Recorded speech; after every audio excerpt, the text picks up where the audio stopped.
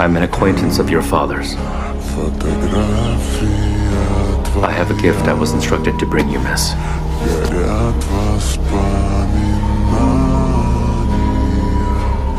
Is that box for my dad?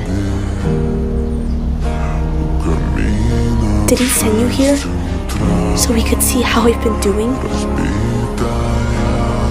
You know what you could tell him? That I stopped waiting to hear from him a long time ago. I'll pretend my dad doesn't exist and he can forget about me too. These were your father's belongings.